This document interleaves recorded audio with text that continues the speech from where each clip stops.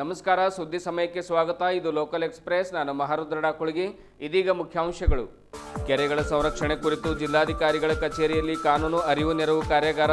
ಕೆರೆಗಳನ್ನು ಕೇವಲ ಉಳಿಸಿದರೆ ಸಾಲದು, ಅವುಗಳಿಗೆ ಮರುಜೀವ ಕೊಡಲು ಸಭೆಯಲ್ಲಿ ನಿರ್ಧಾರ. ಗುಂಪ ಕ್ವಾಲಿಟಿ ಫ್ಯೂಯಲ್ ಪೆಟ್ರೋಲಿಯಂ ವತಿಯಿಂದ ಡೀಸೆಲ್ ಹೋಮ್ ಡೆಲಿವರಿ.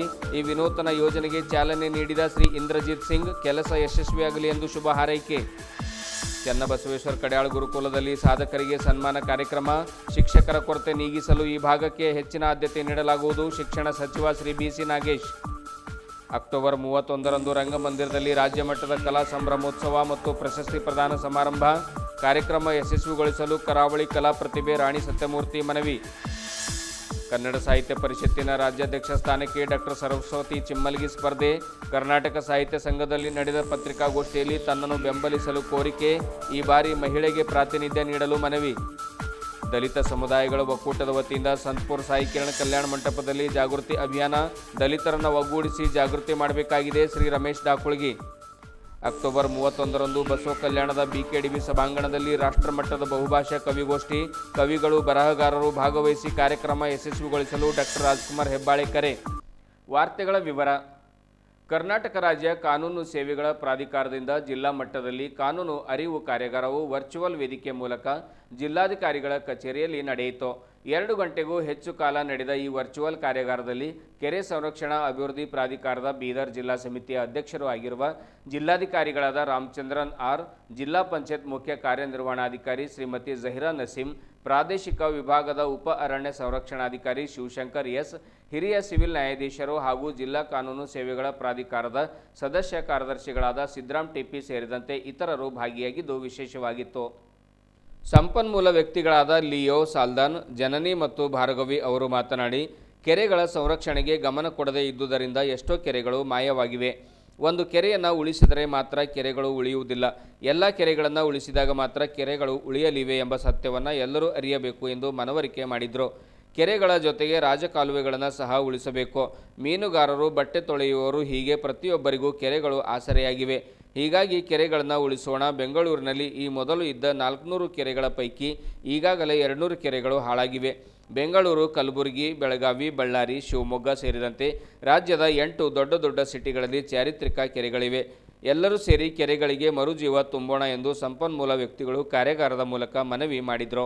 ಕಾರ್ಯಾಗಾರದಲ್ಲಿ ಅಪರ ಜಿಲ್ಲಾಧಿಕಾರಿಗಳಾದ ಶಿವಕುಮಾರ್ ಶೀಲ್ವಂತ್, ಸಹಾಯಕ ಆಯುಕ್ತರು, ಬೀದರ್ ನಗರಾಭಿವೃದ್ಧಿ ಪ್ರಾಧಿಕಾರದ ಆಯುಕ್ತರು, ನಗರಸಭೆ ಪ್ರಾಯುಕ್ತರು ಸೇರಿದಂತೆ ಸಣ್ಣ ನೀರಾವರಿ ಮತ್ತು ಅಂತರ್ಜಲ ಅಭಿವೃದ್ಧಿ ಇಲಾಖೆ ಮತ್ತು ಇನ್ನಿತರ ಇಲಾಖೆಗಳ ಅಧಿಕಾರಿಗಳು ಭಾಗಿಯಾಗಿದ್ದರು. ಗುಂಪ ಕ್ವಾಲಿಟಿ ಫ್ಯೂಯಲ್ ಪೆಟ್ರೋಲ್ ಪಂಪ್ ವತಿಯಿಂದ ಬೀದರ್ ನಗರದಲ್ಲಿ ಪ್ರಪ್ರಥಮ ಬಾರಿಗೆ ಡೀಸೆಲ್ ಮನೆಗಳಿಗೆ ತಲುಪಿಸುವ ಯೋಜನೆ ಆರಂಭ ಮಾಡಲಾಗಿದೆ. ಈ ಯೋಜನೆಗೆ ದಕ್ಷಿಣ ಭಾರತದ ಭಾರತ್ ಪೆಟ್ರೋಲಿಯಂನ ರಿಟೇಲ್ ಮುಖ್ಯಸ್ಥರಾದ ಶ್ರೀ ಇಂದ್ರಜಿತ್ ಅವರು ರಿಬ್ಬನ್ ಕಟ್ ಮಾಡುವುದರ ಮುಖಾಂತರ ಚಾಲನೆ ನೀಡಿದರು. ಜೊತೆಗೆ ಪೆಟ್ರೋಲ್ ಪಂಪ್ನಲ್ಲಿ ಆರಂಭ ಮಾಡಲಾದ Amul ice cream parlour, coffee day, in out zip store ಮತ್ತು ವಾಹನಗಳಿಗೆ ನೈಟ್ರೋಜನ್ ಗಾಳಿ ತುಂಬಿಸುವ ಕೇಂದ್ರವನ್ನು ಇದೇ ವೇಳೆ ಲೋಕಾರ್ಪಣೆಗೊಳಿಸಲಾಯಿತು. ಭಾರತ್ ಪೆಟ್ರೋಲಿಯಂನ ಕರ್ನಾಟಕ ರಾಜ್ಯದ ರಿಟೇಲ್ ಮುಖ್ಯಸ್ಥರಾದ ಶ್ರೀ ಸಂಜೀವ್ ಕುಮಾರ್ ಅವರು ಮಾತನಾಡಿ, ಗುಂಪಾ ಫ್ಯೂಲ್ ಕ್ವಾಲಿಟಿ ಪೆಟ್ರೋಲಿಯಂ ವತಿಯಿಂದ ಮನೆಗಳಿಗೆ ಡೀಸೆಲ್ ತಲುಪಿಸುವ ಕಾರ್ಯ ಮಾಡುತ್ತಿರುವುದು ಶ್ಲಾಘನೀಯ. ಕೆಲವರಿಗೆ ಪಂಪ್ಗೆ ಬಂದು ತೆಗೆದುಕೊಳ್ಳಲು ಆಗುವುದಿಲ್ಲ. ಅಂತಹ ಸಂದರ್ಭದಲ್ಲಿ ಕಂಪನಿಗಳಿಗೆ, ಶಾಲಾ ಕಾಲೇಜಿನ ಜನರೇಟರ್ಗಳಿಗೆ, ಹೊಲಗಳಿಗೆ ಡೀಸೆಲ್ ಬೇಕಾದಾಗ ಕರೆ ಮಾಡಿದರೆ ಸಾಕು, ಡೀಸೆಲ್ ತಲುಪಿಸುವ ಕಾರ್ಯ ಮಾಡ್ತಾ ಇದ್ದಾರೆ. ಆನ್ಲೈನ್ ಪೇಮೆಂಟ್ ಮಾಡಿದರೆ ಕೆಲಸ ಇನ್ನಷ್ಟು ಸುಗಮವಾಗಿ ಸಾಗುತ್ತದೆ. ಆದ್ದರಿಂದ ಬೀದರ್ ಜನತೆ ಇದರ ಸದುಪಯೋಗ ಪಡೆದುಕೊಳ್ಳಬೇಕೆಂದು ತಿಳಿಸಿದರು. ಭಾರತ್ ಪೆಟ್ರೋಲಿಯಂನ ದಕ್ಷಿಣ ಭಾರತದ ರಿಟೇಲ್ ಮುಖ್ಯಸ್ಥರಾದ ಶ್ರೀ ಇಂದ್ರಜಿತ್ ಸಿಂಗ್ ಅವರು ಮಾತನಾಡಿ, ಪೆಟ್ರೋಲ್ ಪಂಪ್ನಲ್ಲಿ ಎಲ್ಲ ಸೌಲಭ್ಯ ಒದಗಿಸಲಾಗಿದೆ. ಜೊತೆಗೆ ಮನೆಗೆ ಕಂಪನಿಗಳಿಗೆ ಡೀಸೆಲ್ ಸರಬರಾಜು ಮಾಡುವುದು ಉತ್ತಮ ಯೋಜನೆಯಾಗಿದೆ. ನಿಮ್ಮ ಕಾರ್ಯದಲ್ಲಿ ಯಶಸ್ವಿ ಕಾಣಿರಿ, ನಿಮಗೆ ಶುಭವಾಗಲಿ ಎಂದು ಹೇಳಿದರು. ಇದೇ ವೇಳೆ ಭಾರತ್ ಪೆಟ್ರೋಲಿಯಂನ ದಕ್ಷಿಣ ಭಾರತದ ಉಪವ್ಯವಸ್ಥಾಪಕರಾದ Shri GP Kamath, highway retail ಉಪವ್ಯವಸ್ಥಾಪಕರಾದ ಶ್ರೀ ಕನಕರಾಜನ್, ಕಲಬುರಗಿ ಟೆರಿಟರಿ ವ್ಯವಸ್ಥಾಪಕರಾದ Shri Mahesh M, territory coordinator Shri Ashish Agarwal, sales ಅಧಿಕಾರಿ ಶ್ರೀ ದಿಲೀಪ್ ಕುಮಾರ್, ಇಂಜಿನಿಯರಿಂಗ್ ಅಧಿಕಾರಿಗಳಾದ ಶ್ರೀ ಕಿರಣ್ ಕುಮಾರ್, RS ಡೆವಲಪರ್ಸ್ ಮಾಲೀಕರಾದ ಶ್ರೀ ರವೀಂದ್ರ ಸ್ವಾಮಿ, ಆಸಿಮ್ ಇನಾಮ್ದಾರ್, ನಾಜಿಮ್ ಇನಾಮ್ದಾರ್, ಫಾರೂಕ್ ಇನಾಮ್ದಾರ್ ಸೇರಿದಂತೆ ಗುಂಪಾ ಕ್ವಾಲಿಟಿ ಫ್ಯೂಯಲ್ ಪೆಟ್ರೋಲಿಯಂನ ಎಲ್ಲ ಸಿಬ್ಬಂದಿ ವರ್ಗದವರು ಉಪಸ್ಥಿತರಿದ್ದರು.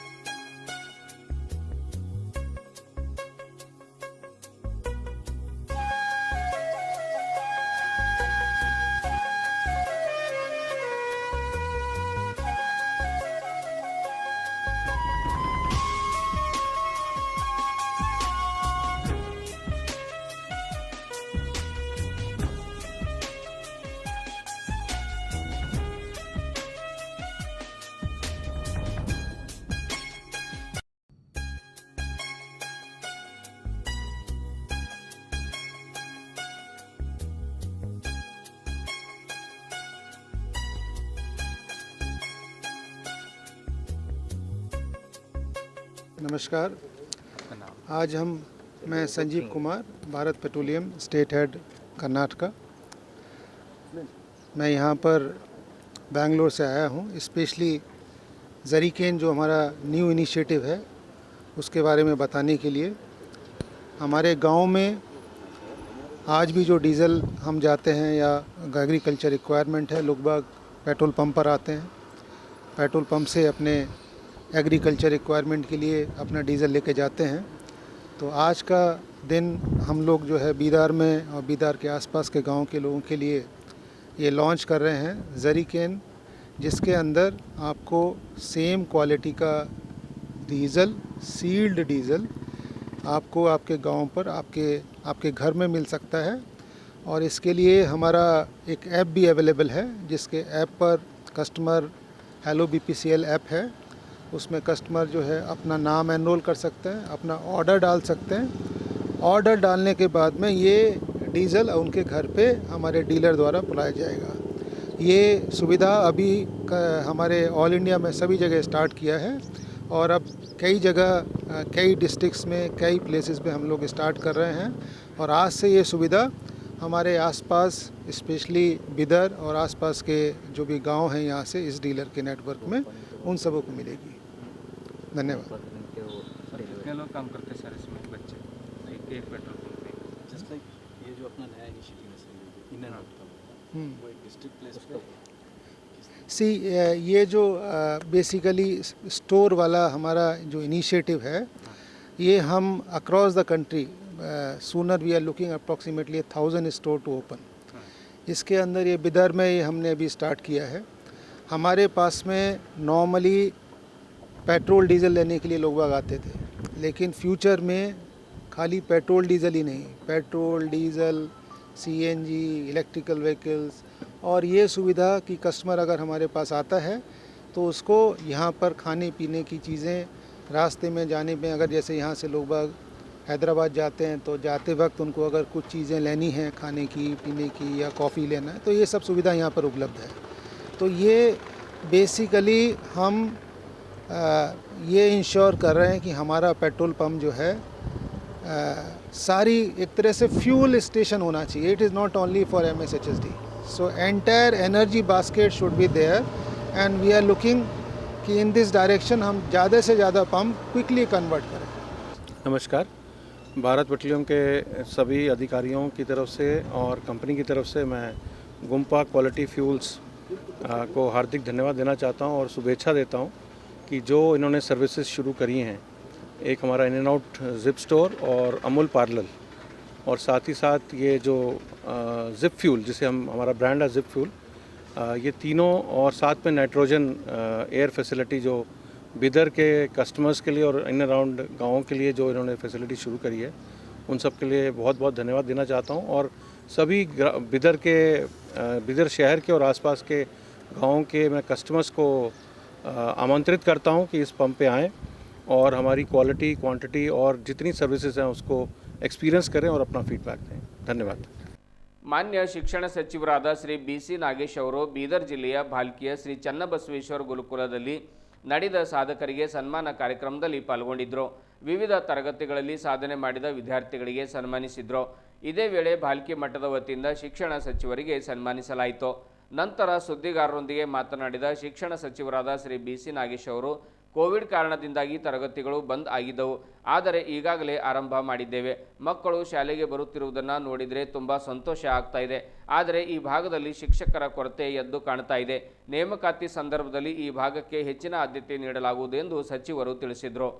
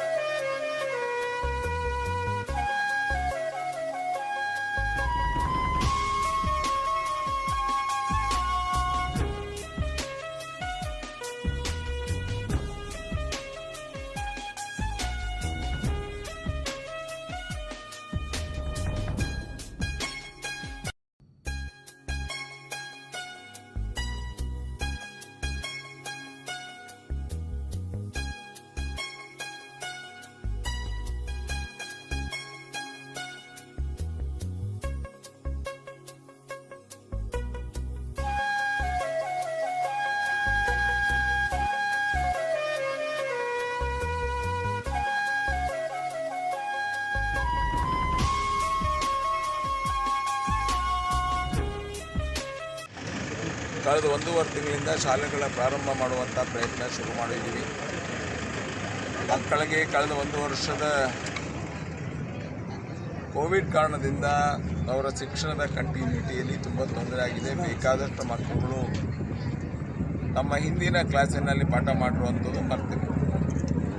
ಎಲ್ಲರೂ ಆನ್ಲೈನ್ ಬೇರೆ ಬೇರೆ ಕಾರಣದಿಂದ ಆನ್ಲೈನಿನ ಸೌಲಭ್ಯ ಉಪಯೋಗಿಸ್ಕೊಳ್ಳೋಕ್ಕಾಗಲಿಲ್ಲ. ಅವ್ರ ಬಡತನ ಇರ್ಬೋದು ಅಥವಾ ಅವ್ರ ಮನೆ ವ್ಯವಸ್ಥೆಗಳಿಂದ ಇರ್ಬೋದು. ಈ ಕಾರಣದಿಂದ ಅದಕ್ಕೋಸ್ಕರ ಆಫ್ಲೈನ್ ಕ್ಲಾಸನ್ನು ಶುರು ಮಾಡಿದ್ದೀವಿ. ಮಕ್ಕಳಿಂದ ತುಂಬ ಉತ್ಸಾಹದಿಂದ ಬರ್ತಿದ್ದಾರೆ ಶಾಲೆಗೆ. ಮೊನ್ನೆಯಿಂದ 1ನೇದಿಂದ 5ನೇ ತರಗತಿ ಸಹಿತ ಪ್ರಾರಂಭ ಮಾಡಿದ್ದೀವಿ. ಅದರ ಉತ್ಸಾಹ, ಮಕ್ಕಳ ಉತ್ಸಾಹ ನೋಡಿದ್ರೆ ತುಂಬ ಸಂತೋಷ ಆಗುತ್ತೆ. ಈ ಕಡೆ ಶಾಲೆಗಳಲ್ಲಿ ಇನ್ಫ್ರಾಸ್ಟ್ರಕ್ಚರ್ಸ್ ಒಂದಷ್ಟಿನ ಕೊರತೆಗಳಿದೆ ಅನ್ನೋದು ನೋಡಿದ್ದೀನಿ. ಶಿಕ್ಷಕರ ಕೊರತೆಗಳು ಸಹಿತ ಇದೆ. ಈ ಭಾಗದಲ್ಲಿ ಶಿಕ್ಷಕರ ಕೊರತೆ ಜಾಸ್ತಿ ಇದೆ. ಮುಂದಿನ ದಿನಗಳಲ್ಲಿ ಎಂಪ್ಲಾಯ್ಮೆಂಟ್ ಬೇಕಾದ್ರೆ ಈ ಭಾಗಕ್ಕೆ ಜಾಸ್ತಿ ಆದ್ಯತೆ ಕೊಡ್ತೀವಿ. ಇಲ್ಲಿ CETಯ ಪರೀಕ್ಷೆಗಳನ್ನ ತಗೊಳ್ಳೋಕ್ಕೆ ಮಕ್ಕಳುಗಳು ಸ್ಪೆಷಲ್ ಟ್ರೈನಿಂಗ್ ಸಹಿತ ನಾವು ಕೊಡ್ತಾ ಇದ್ದೀವಿ. ಆ ಮೂಲಕ ಈ ಭಾಗದ ಶಿಕ್ಷಕರೇ ಬೇಗ ಬರಲಿ ಅನ್ನುವಂಥ ಆಸೆ. ಸುದ್ದಿ ಸಮಯದಲ್ಲಿ ಇದೀಗ ಚಿಕ್ಕದೊಂದು ವಿರಾಮ.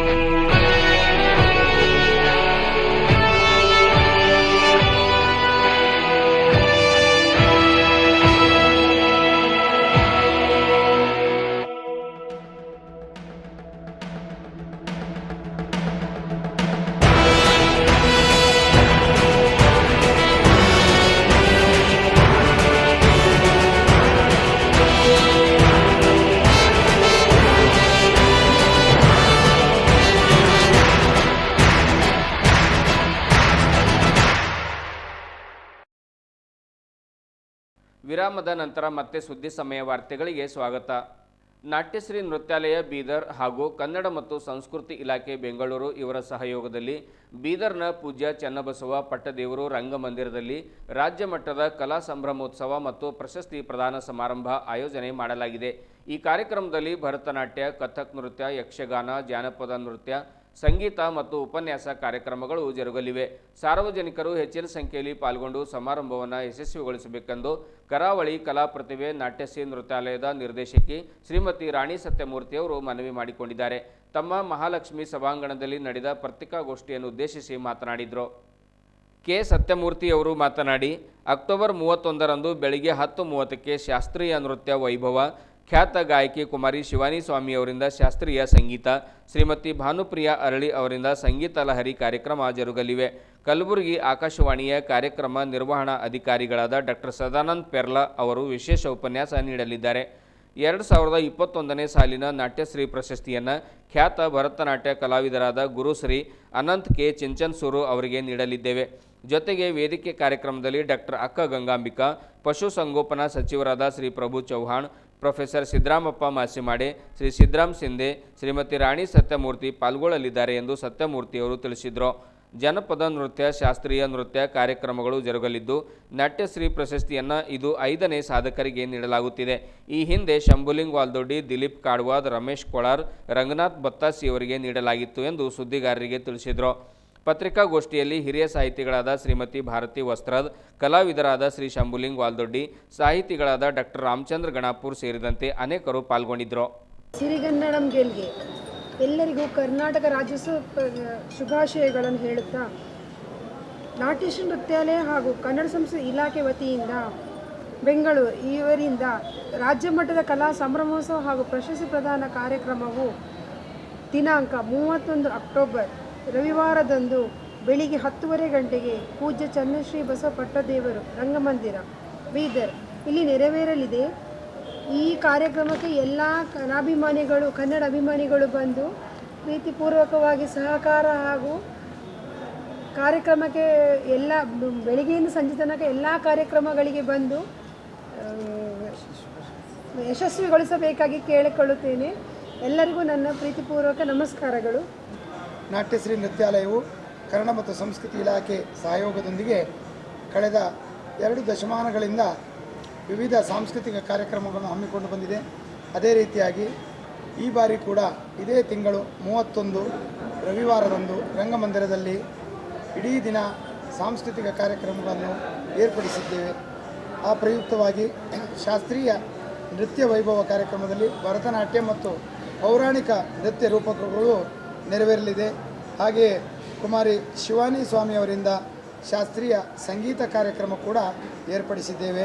ಹಾಗೆಯೇ ಅಂತಾರಾಷ್ಟ್ರೀಯ ಖ್ಯಾತ ಸಂಗೀತ ಕಲಾವಿದರಾಗಿರ್ತಕ್ಕಂಥ ಶಂಭುಲಿಂಗ ವಾಲ್ದೊಡ್ಡಿಯವರಿಂದ ಹಾಗೂ ಶ್ರೀ ಮಹೇಶ್ ಕುಮಾರ್ ಕಂಬಾರ್ ಅವರಿಂದ ಕೂಡ ನಾವು ವಿವಿಧ ಸಂಗೀತ ಕಾರ್ಯಕ್ರಮಗಳನ್ನು ಹಮ್ಮಿಕೊಂಡಿರುತ್ತೇವೆ. ಹಾಗೆಯೇ ಶ್ರೀಮತಿ ಭಾನುಪ್ರಿ ಅರಳಿ ಅವರ ನಿರ್ದೇಶನದ ಸವಿಗಾನ ಮ್ಯೂಸಿಕ್ ಅಕಾಡೆಮಿಯಿಂದ ವಿವಿಧ ಸಂಗೀತ ಕಾರ್ಯಕ್ರಮಗಳನ್ನು ಕೂಡ ಈ ಸಂದರ್ಭದಲ್ಲಿ ಹಮ್ಮಿಕೊಂಡಿರ್ತೇವೆ. ಹಾಗೆಯೇ ಶಾಸ್ತ್ರೀಯ ನೃತ್ಯ ಮತ್ತು ವ್ಯಕ್ತಿತ್ವ ವಿಕಸನದ ಕುರಿತಾಗಿ ವಿಶೇಷ ಉಪನ್ಯಾಸಕ್ಕಾಗಿ ಕಲಬುರಗಿಯಿಂದ ಆಕಾಶವಾಣಿ ನಿಲಯ ನಿರ್ದೇಶಕರಾಗಿರ್ತಕ್ಕಂಥ ಡಾಕ್ಟರ್ ಸದಾನಂದ್ ಪೆರ್ಲಾ ಅವರು ಕೂಡ ಆಗಮಿಸಿ ನಮಗೆಲ್ಲರಿಗೂ ಈ ಉಪನ್ಯಾಸ ಕಾರ್ಯಕ್ರಮದ ಬಗ್ಗೆ ವಿವರವಾಗಿ ವಿಸ್ತಾರವಾಗಿ ತಿಳಿಯಪಡಿಸಲಿದ್ದಾರೆ. ಹಾಗೆಯೇ ಪ್ರತಿ ವರ್ಷದಂತೆ ಕಳೆದ 5 ವರ್ಷಗಳಿಂದ ನಾವು ನಾಟ್ಯಶ್ರೀ ಪುರಸ್ಕಾರವನ್ನು ಅತ್ಯುತ್ತಮ ಸಂಗೀತಗಾರರು ಅಥವಾ ನೃತ್ಯಗಾರರಿಗೆ ನೀಡ್ತಾ ಬಂದಿದ್ದೀವಿ. ಆ ಪ್ರಕಾರ ಈ ಬಾರಿ ಗುರು ಶ್ರೀ ಅನಂತ ಕೆ ಚಿಂಚನೂರು, ನಿರ್ದೇಶಕರು ವರ್ಣಸಿಂಧು ನೃತ್ಯ ಕೇಂದ್ರ ಕಲಬುರಗಿ, ಇವರಿಗೆ ಈ ಬಾರಿ ನಾಟ್ಯಶ್ರೀ ಪುರಸ್ಕಾರವನ್ನು ನೀಡಿ ಗೌರವಿಸಲು ತೀರ್ಮಾನಿಸಿದ್ದಾವೆ. ಆ ರೀತಿಯಾಗಿ ಅವರಿಗೆ ಅದರಲ್ಲಿ 10,000 ನಗದು ಬಹುಮಾನ ಹಾಗೂ ಪ್ರಶಸ್ತಿ ಫಲಕ ಕೂಡ ಈ ಪುರಸ್ಕಾರವು ಒಳಗೊಂಡಿರುತ್ತದೆ.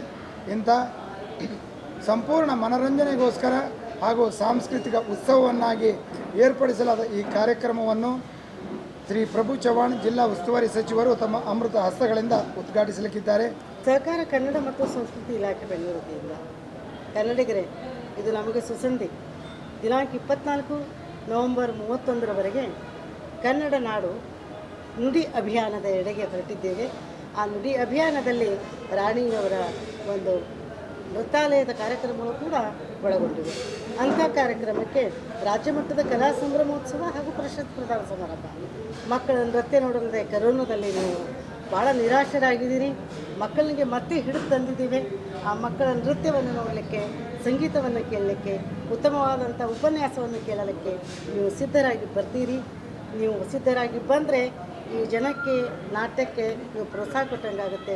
ದಯವಿಟ್ಟು ತಾವೆಲ್ಲರೂ ದಿನಾಂಕ 31 ಅಕ್ಟೋಬರ್ 2021 ರವಿವಾರ ಕನ್ನಡ ನಡೆ ನುಡಿ ಅಭಿಯಾನ ನಾವು ನೀವು ಸೇರೋಣ. ನಾವೆಲ್ಲರೂ ಕನ್ನಡಿಗರಾಗಿ ಮಾತಾಡೋಣ. ಕನ್ನಡದ ರಾಜ್ಯೋತ್ಸವದ ಪೂರ್ವ ಸಿದ್ಧತೆಯೊಂದಿಗೆ ನೀವೆಲ್ಲರೂ ಬನ್ನಿರಿ ಎಂದು ಕೇಳಿಕೊಳ್ತೇನೆ. ನವೆಂಬರ್ 21ರಂದು ಕನ್ನಡ ಸಾಹಿತ್ಯ ಪರಿಷತ್ತಿನ ಚುನಾವಣೆ ಘೋಷಣೆಯಾಗಿದೆ. ರಾಜ್ಯಾಧ್ಯಕ್ಷ ಸ್ಥಾನಕ್ಕೆ ತೀವ್ರ ಹಣಾಹಣಿ ನಡೀತಾ ಇದೆ. ರಾಜ್ಯಾಧ್ಯಕ್ಷ ಸ್ಥಾನಕ್ಕೆ ಅತ್ತಿಮೊಬ್ಬೆ ಪ್ರಶಸ್ತಿ ಪುರಸ್ಕೃತರಾದ ಡಾಕ್ಟರ್ ಸರಸ್ವತಿ ಚಿಮ್ಮಲ್ಗಿ ಸ್ಪರ್ಧೆ ಮಾಡಿದ್ದಾರೆ. ಬೀದರ್ನ ಕರ್ನಾಟಕ ಸಾಹಿತ್ಯ ಸಂಘದಲ್ಲಿ ನಡೆದ ಪತ್ರಿಕಾಗೋಷ್ಠಿಯಲ್ಲಿ ತನ್ನನ್ನು ಈ ಬಾರಿ ಆರಿಸಿ ತರುವಂತೆ ಮತದಾರರಲ್ಲಿ ಮನವಿ ಮಾಡಿಕೊಂಡಿದ್ದಾರೆ. ತಾನು ಹಲವಾರು ಕಾರ್ಯಕ್ರಮಗಳನ್ನು ಮಾಡಿಕೊಂಡು ಬಂದಿದ್ದು, ಅನೇಕ ಪ್ರಶಸ್ತಿಗಳ ಜೊತೆಗೆ ಸಮಾಜಮುಖಿ ಕಾರ್ಯಗಳನ್ನು ಮಾಡುತ್ತಾ ಬಂದಿರುವೆ. ಈ ಬಾರಿ ಮಹಿಳೆ ರಾಜ್ಯಾಧ್ಯಕ್ಷ ಸ್ಥಾನಕ್ಕೆ ಇರಲಿ ಎಂಬುದು ನಮ್ಮ ಬಯಕೆಯಾಗಿದೆ. ಒಮ್ಮೆಯೂ ಮಹಿಳೆ ರಾಜ್ಯಾಧ್ಯಕ್ಷ ಸ್ಥಾನಕ್ಕೆ ಹೋಗಿಲ್ಲ. ಹೀಗಾಗಿ ಈ ಬಾರಿ ನನಗೆ ಆರಿಸಿ ತಂದು ಸಹಕರಿಸಬೇಕೆಂದು ಮನವಿ ಮಾಡಿಕೊಂಡರು. ಇದೇ ವೇಳೆ ಹಿರಿಯ ಸಾಹಿತಿಗಳಾದ ಡಾಕ್ಟರ್ ಸೋಮನಾಥ್ ಯಾಳ್ವಾರ್ ಸೇರಿದಂತೆ ಅನೇಕರು ಉಪಸ್ಥಿತರಿದ್ದರು. ರಾಷ್ಟ್ರ ಅಂತಾರಾಷ್ಟ್ರದ ಮಟ್ಟದ 35 ಪ್ರಶಸ್ತಿಗಳು ಬಂದಿವೆ. ಕರ್ನಾಟಕ ಸರ್ಕಾರ ಕೂಡ ಮಾಡುವ ಅತ್ಯುನ್ನತ ಒಂದು ಪ್ರಶಸ್ತಿ ಇದು ಮಹಿಳೆಯರು ಕೊಡೋದು. ಮಹಿಳಾ ಸಾಹಿತಿಗೆ ರಾಜ್ಯೋತ್ಸವ ಪ್ರಶಸ್ತಿ, ಕಿತ್ತೂರು ಚೆನ್ನಮ್ಮ ಪ್ರಶಸ್ತಿ, ಅಂಬೇಡ್ಕರ್ ಪ್ರಶಸ್ತಿ, ಹೀಗೆ ಅನೇಕ ಪ್ರಶಸ್ತಿಗಳನ್ನು ಪಡೆದುಕೊಂಡಿದ್ದೇನೆ. ನಾನೊಬ್ಬ ಕ್ರಿಯಾಶೀಲ ವ್ಯಕ್ತಿ, ಮಹಿಳಾ ಚಿಂತಕಿ. ಅದರಂತೆ ನಾನು ಕಲಾವಿದೆ ಕೂಡ ಹೌದು. ಅನೇಕ ನಾಟಕಗಳನ್ನು ಮಾಡಿಸಿದ್ದೇನೆ ಮತ್ತು ನಿರ್ದೇಶನ ಮಾಡಿದ್ದೇನೆ. ಹೀಗೆ ಎಲ್ಲ ಕ್ಷೇತ್ರದಲ್ಲಿ ಕೆಲಸ ಮಾಡಿರ್ತಕ್ಕಂಥ ನಾನು ಈ 100 ವರ್ಷಗಳವರೆಗೂ ಮಹಿಳೆ ಬಂದಿಲ್ಲ ಅಂತಕ್ಕಂಥ ಕೊರಗು ಎಲ್ಲರಿಗಿತ್ತು. ಸಾಹಿತ್ಯ ಪರಿಷತ್ತಿಗೆ ಮಹಿಳೆ ಬಂದಿಲ್ಲ ಅಂತಕ್ಕಂಥದ್ದು. ನಾನು ಈಗ ಎಲ್ಲ ಮಹಿಳೆಯರ ಒಂದು ಮಹಿಳೆಯ ಅಸ್ತಿತ್ವಕ್ಕಾಗಿ ಎಲ್ಲ ಮಹಿಳೆಯರ ಪ್ರತಿನಿಧಿಯಾಗಿ ಇವತ್ತು ನಾನು ಸ್ಪರ್ಧೆಗಿಳಿದಿದ್ದೇನೆ. ಎಲ್ಲ ಈ ಲಿಂಗಭೇದ ತಾರತಮ್ಯ ಹೋಗಬೇಕು ಅಂತಂದರೆ ಕನ್ನಡಿಗರು ಎಲ್ಲ ನನ್ನ ಮತದಾರ ಬಂಧುಗಳು ನನ್ನನ್ನು ಆಯ್ಕೆ ಮಾಡಬೇಕು ಅಂತೇಳಿ ನಾನು ಕೇಳ್ಕೊತೇನೆ. ನಾನು ಬರೀ ಮಹಿಳೆ ಅಲ್ಲ, ಒಬ್ಬ ಸಾಧಕಿಯಾಗಿದ್ದೇನೆ. ಅದಕ್ಕಾಗಿ ನನ್ನ ಸಾಧನೆಯನ್ನು ನೋಡಿ ತಾವು ನನಗೆ ಬೆಂಬಲಿಸಬೇಕು ಅಂತೇಳಿ ಮತ್ತೊಮ್ಮೆ ನಾನು ವಿನಂತಿಯನ್ನು ಮಾಡ್ಕೊಳ್ತೇನೆ. ಮೊದಲೇ ನಾನು 73ರಲ್ಲಿ ನಾವು ನಿಮ್ಮವರೇ ಸ್ವಾಮಿ ಅಂಥೇಳಿ ಒಂದು ಬಂಡಾಯದ ಧ್ವನಿಯನ್ನು ಎತ್ತಿದವಳು ನಾನು. ಮೊಟ್ಟ ಮೊದಲ ಕವಯಿತ್ರಿ ಅಂತಕ್ಕಂಥ ಪ್ರತೀತಿ ಕೂಡ ಇದೆ. ಹೀಗಾಗಿ ಅದರ ನಂತರ ಮುಳ್ಳುಬೇಲಿ, ಆಮೇಲೆ ಹಡೆದವ್ವ, ಹೀಗೆ ನೂರಾರು ವಿಚಾರಗಳನ್ನ ಇಟ್ಕೊಂಡು 34 ಅದು ಮಹಿಳಾ ಶೋಷಣೆ ಬಗ್ಗೆ, ಶೋಷಿತರ ಬಗ್ಗೆ, ಮನುಕುಲದ ಬಗ್ಗೆ ಕಾಳಜಿಯನ್ನು ಹೊಂದಿರತಕ್ಕಂಥ ನಾನು 30ಕ್ಕೂ ಮಿಕ್ಕಿ ಕೃತಿಗಳನ್ನು ಕೊಟ್ಟಿದ್ದೇನೆ. ನನ್ನ ಕೆಲವು ಕವಿತೆಗಳು ಭಾರತೀಯ ಎಲ್ಲ ಭಾಷೆಗೆ ಟ್ರಾನ್ಸ್ಲೇಟ್ ಆಗಿದ್ದಾವೆ, ಇಂಗ್ಲೀಷ್ ಕೂಡ ಟ್ರಾನ್ಸ್ಲೇಟ್ ಆಗಿದ್ದಾವೆ. ಆಮೇಲೆ 4 ವಿಶ್ವವಿದ್ಯಾಲಯದಲ್ಲಿ, ಕರ್ನಾಟಕದ 4 ವಿಶ್ವವಿದ್ಯಾಲಯದಲ್ಲಿ ಆ ಪಠ್ಯದಲ್ಲಿ ನನ್ನ ಕವಿತೆಗಳುಂಟು. ಪಕ್ಕದ ಮಹಾರಾಷ್ಟ್ರದಲ್ಲೂ ಕೂಡ ಪಠ್ಯದಲ್ಲಿ ನನ್ನ ಕವಿತೆಗಳುಂಟು. ಗಣನೀಯವಾದ ಸೇವೆಯನ್ನು ಮಾಡಿದ್ದಕ್ಕಾಗಿ ಸರ್ಕಾರ ನಾನು ಗುರುತಿಸಿ ಅನೇಕ ಪ್ರಶಸ್ತಿ ಕೊಟ್ಟಿದೆ. ಅಂತಾರಾಷ್ಟ್ರೀಯ ಮಟ್ಟದಲ್ಲೂ ಕೂಡ ನಾನು ಒಂದು ಸಂಸ್ಥೆ ಇದೆ, ಭಾರತದಲ್ಲೇ ದೊಡ್ಡದಾಗಿರ್ತಕ್ಕಂಥ ಒಂದು ಮಹಿಳಾ ಸಂಸ್ಥೆ ಅಂತಂದರೆ ಅಖಿಲ ಭಾರತ ಕವಯಿತ್ರಿಯರ ಸಂಸ್ಥೆ. ಅದು ಅಲ್ಲಿ 10,000 ಜನ ಮಹಿಳೆಯರು ಕವಯಿತ್ರಿಯರಿದ್ದಾರೆ. ಅದರಲ್ಲಿ 10,000ರಲ್ಲಿ 5,000 ಕನ್ನಡಿಗರೇ ಇದ್ದಾರೆ. ಇದು ಭಾಳ ಅಭಿಮಾನ ಹೆಮ್ಮೆಯ ಒಂದು ಸಂಗತಿ. ನಾವು ಇಡೀ ವಿಶ್ವ ತುಂಬೆಲ್ಲ ಕನ್ನಡದ ಅಸ್ತಿತ್ವವನ್ನು ಮೂಡಿಸುವ ಕೆಲಸವನ್ನು ಮಾಡಿದ್ದೇವೆ ಅಂತಕ್ಕಂಥದ್ದು ಭಾಳ ಸಂತೋಷದಿಂದ ಹೇಳೋದಕ್ಕೆ. ದಲಿತ ಒಕ್ಕೂಟದ ವತಿಯಿಂದ ಔರಾ ತಾಲೂಕಿನ ಸಾಯಿ ಕಿರಣ್ ಕಲ್ಯಾಣ ಮಂಟಪದಲ್ಲಿ ಜಾಗೃತಿ ಅಭಿಯಾನ ಹಮ್ಮಿಕೊಳ್ಳಲಾಯಿತು. ಇದೇ ವೇಳೆ ಮಾತನಾಡಿದ ದಲಿತ ಮುಖಂಡರಾದ ಶ್ರೀ ರಮೇಶ್ ಡಾಕುಳಿಗೆಯವರು, ಇಂದಿನ ಸಚಿವರಾದ ಔರಾ ತಾಲೂಕಿನಲ್ಲಿ ನಿಜವಾದ ದಲಿತರಿಗೆ ತಾರತಮ್ಯ ಮಾಡಿ ಅನ್ಯಾಯ ಮಾಡಿದ್ದಾರೆ. ಅವರಿಗೆ ತಕ್ಕ ಪಾಠ ಕಲಿಸಲು ನಾವು ದಲಿತ ಜಾಗೃತಿ ಅಭಿಯಾನ ಮಾಡುತ್ತಿದ್ದೇವೆ. ಸಚಿವರು ಕೇವಲ ಸ್ವಜನ ಪಕ್ಷಪಾತ ಮಾಡಿ ನಿಜವಾದ ದಲಿತರಿಗೆ ಯಾವುದೇ ಸೌಲಭ್ಯಗಳನ್ನು ನೀಡದೆ ಅನ್ಯಾಯ ಎಸಗಿದ್ದಾರೆ ಎಂದು ಆರೋಪಿಸಿದರು. ಅಂಬೇಡ್ಕರ್ ಭವನ, ಜಗಜೀವನ್ ರಾಮ್ ಭವನ ನಿರ್ಮಾಣ ಮಾಡದೆ ಅನ್ಯಾಯ ಮಾಡಿದ್ದಾರೆ. ಮೀಸಲಾತಿ ಎಂಬುದು ಅಂಬೇಡ್ಕರ್ ಅವರು ನೀಡಿದ ಭಿಕ್ಷೆ. ಸಚಿವರು ಆ ಭಿಕ್ಷೆಯನ್ನು ಪಡೆದು ಯಾವುದೇ ಅಭಿವೃದ್ಧಿ ಕಾರ್ಯಗಳನ್ನು ಮಾಡಿಲ್ಲ ಎಂದು ತಮ್ಮ ಆಕ್ರೋಶವನ್ನು ವ್ಯಕ್ತಪಡಿಸಿದರು. ಸದಾಶಿವ ಆಯೋಗದ ವರದಿಯನ್ನು ಸಚಿವರು ವಿರೋಧ ಮಾಡಿದ್ದಾರೆ. ಔರಾದ್ ಕ್ಷೇತ್ರದಲ್ಲಿ ಆಗುತ್ತಿರುವ ಅನ್ಯಾಯವನ್ನು ಖಂಡಿಸಿ ನಾವು ನಿರಂತರವಾಗಿ ಹೋರಾಟ ಮಾಡುತ್ತೇವೆ. ದಲಿತ ಜನರು ಕೂಡ ರೊಚ್ಚಿಗೆದ್ದಿದ್ದಾರೆ. ಔರಾದ್ ತಾಲೂಕಿನಲ್ಲಿ 65,000 ಎಕರೆ ಬೆಳೆ ಹಾಳಾಗಿದೆ. ಆದರೆ ಅದನ್ನು ವೀಕ್ಷಣೆ ಮಾಡಿ ಹೋಗಿದ್ದಾರೆ. ಪರಿಹಾರ ನೀಡುವ ಗೋಜಿಗೆ ಮಾತ್ರ ಹೋಗಿಲ್ಲ. 3 ಅವಧಿಯಲ್ಲಿ ಸಚಿವರು ಗೆಲುವು ಸಾಧಿಸಿದರೂ ಕೂಡ ದಲಿತರ ಓಣಿ ಉದ್ಧಾರ ಮಾಡಿಲ್ಲ ಎಂದು ತಿಳಿಸಿದರು.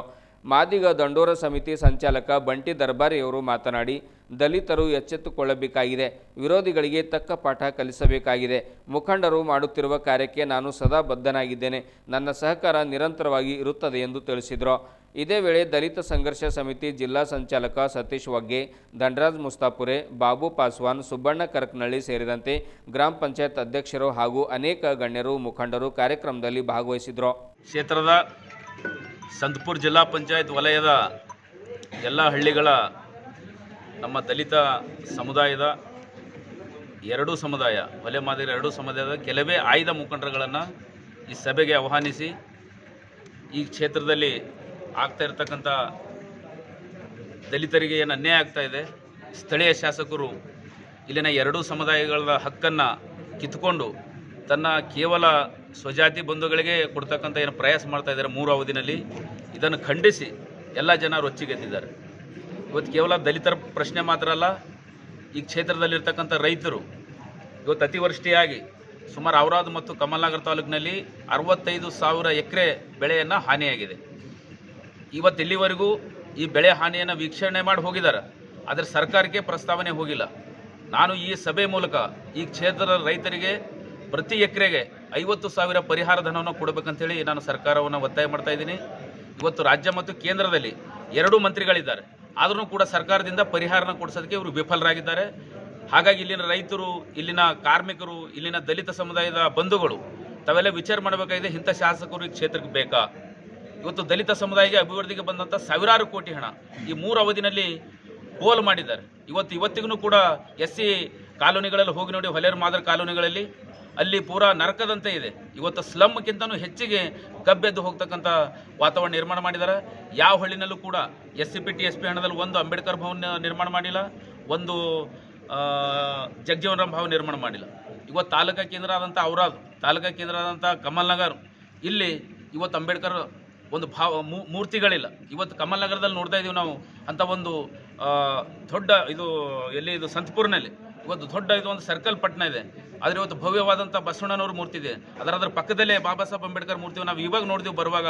ಅದು ಯಾವ ದುಸ್ಥಿತಿನಲ್ಲಿದೆ ಅಂತಕ್ಕಂಥದ್ದು. ಈ ಕ್ಷೇತ್ರದ ಒಬ್ಬ ಅಂಬೇಡ್ಕರ್ ಕೊಟ್ಟಂಥ ಭಿಕ್ಷೆ ಅದು ರಿಸರ್ವೇಷನ್.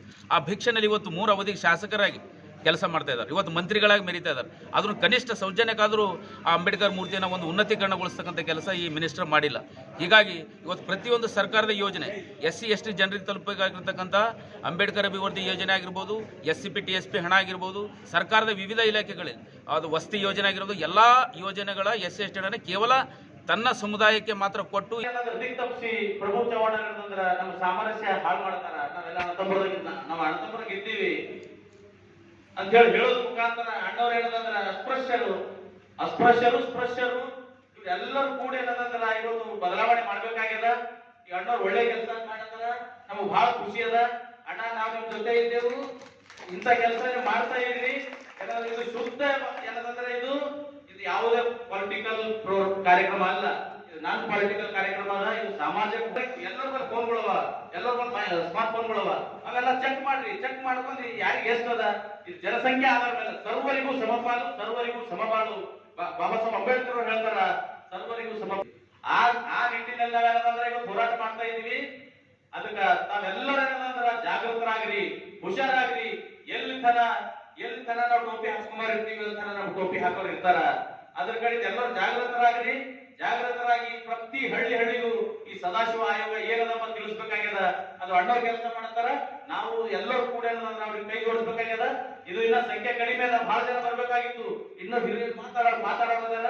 ಸಂಸ್ಕೃತಿ ಮಂತ್ರಾಲಯ ನವದೆಹಲಿ ಅಂಗಸಂಸ್ಥೆಯಾದ ವಲಯ ಸಾಂಸ್ಕೃತಿಕ ಕೇಂದ್ರ ನಾಗ್ಪುರ್, ಕರ್ನಾಟಕ ಸಾಹಿತ್ಯ ಸಂಘ ಬೀದರ್ ಮತ್ತು ಕರ್ನಾಟಕ ಜಾನಪದ ಪರಿಷತ್ತು ಬಸವ ಕಲ್ಯಾಣ ತಾಲೂಕಾ ಘಟಕ ಇವರುಗಳ ಸಹಯೋಗದಲ್ಲಿ ಬಸವ ಕಲ್ಯಾಣದ BKDB ಸಭಾಂಗಣದಲ್ಲಿ ರಾಷ್ಟ್ರೀಯ ಮಟ್ಟದ ಬಹುಭಾಷಾ ಕವಿಗೋಷ್ಠಿ ಆಯೋಜನೆ ಮಾಡಲಾಗಿದೆ. ವಿವಿಧ ರಾಜ್ಯಗಳಿಂದ ಸುಪ್ರಸಿದ್ಧ ಕವಿಗಳು, ಸಾಹಿತಿಗಳು ಮತ್ತು ಕಾರ್ಯಕ್ರಮದಲ್ಲಿ ಪಾಲ್ಗೊಳ್ಳುತ್ತಿದ್ದಾರೆ. ಹೀಗಾಗಿ ತಾಲೂಕಿನ ಕವಿಗಳು, ಕವಿಯತ್ರಿಯರು, ಬರಹಗಾರರು ಹಾಗೂ ಸಾಹಿತಿಗಳು ಹೆಚ್ಚಿನ ಸಂಖ್ಯೆಯಲ್ಲಿ ಪಾಲ್ಗೊಂಡು ಕಾರ್ಯಕ್ರಮ ಯಶಸ್ವಿಗೊಳಿಸಬೇಕೆಂದು ರಾಷ್ಟ್ರೀಯ ಜನಪದ ಬುಡಕಟ್ಟು ಕಲಾ ಪರಿಷತ್ತಿನ ಕಾರ್ಯದರ್ಶಿ ಡಾಕ್ಟರ್ ರಾಜ್ಕುಮಾರ್ ಹೆಬ್ಬಾಳೆ ಮನವಿ ಮಾಡಿಕೊಂಡಿದ್ದಾರೆ. ಇದೇ ವೇಳೆ ಡಾಕ್ಟರ್ ಬಸವರಾಜ ಸ್ವಾಮಿ, ಧನರಾಜ್ ಆನೆಕಲೆ, ಅಂಬದಾಸ್ ಪೋಳ್ ಸೇರಿದಂತೆ ಅನೇಕರು ಪತ್ರಿಕಾಗೋಷ್ಠಿಯಲ್ಲಿ ಪಾಲ್ಗೊಂಡಿದ್ದರು.